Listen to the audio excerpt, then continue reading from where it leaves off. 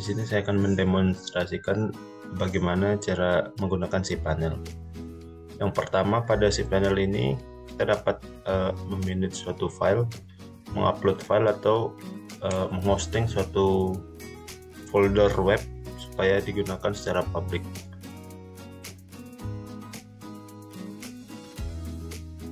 Yang pertama, menuju file manager.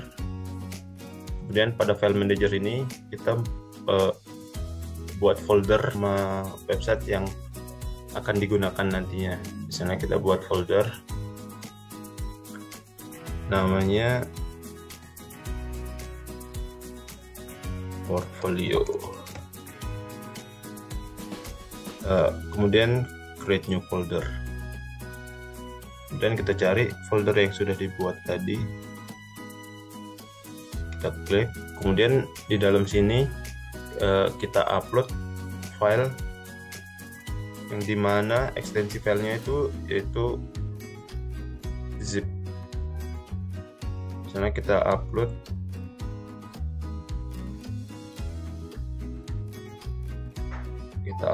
folder web yang sudah kita buat. Nah,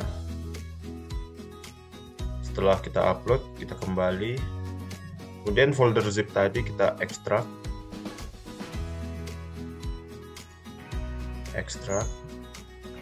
kemudian close, dan kita reload. Nah, ini yang di dalamnya kita keluarkan, kita move kemudian ke folder portfolio. Nah, setelah itu folder portfolio kita sudah jadi dan sudah bisa diakses secara publik. Contohnya misalnya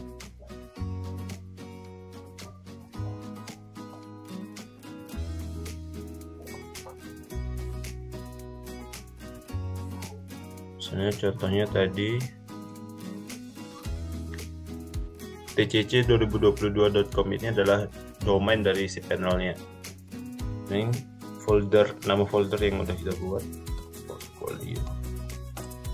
Folder yang udah kita buat akan langsung muncul website yang ada dalam foldernya.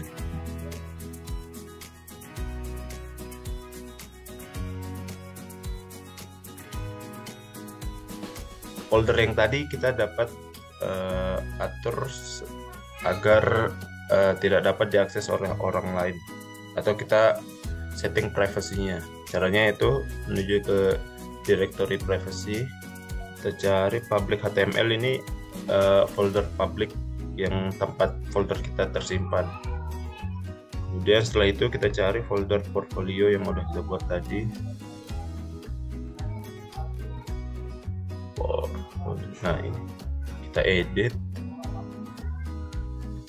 kita centang, kemudian kita save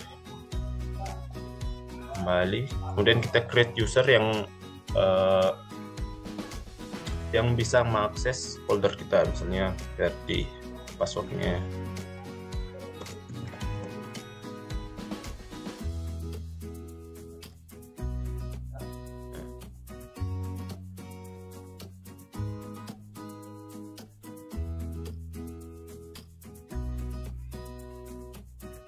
Nah, setelah itu kita save, kembali lagi. Kemudian kalau udah begini, di sini akan ada list user yang bisa akses folder kita. Kita kembali. Setelah kita directory privacy-nya, di sini akan terlihat ini private atau tidak, ada logo gemboknya.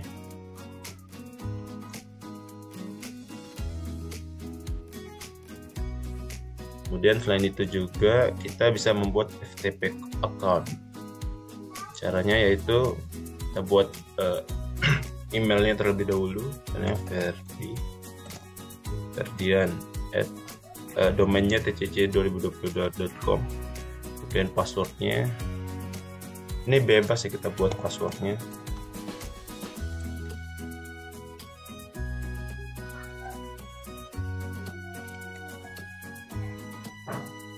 Nah, setelah itu kita buat kuotanya unlimited. dan tinggal create.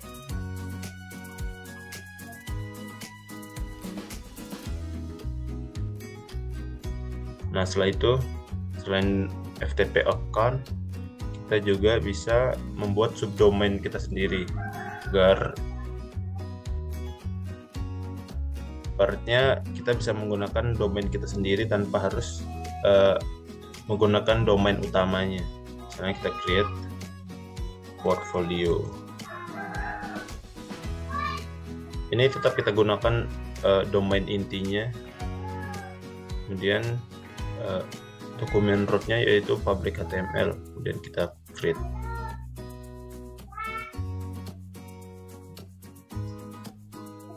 Nah, setelah sukses, kita kembali, kita cari domain kita, portfolio.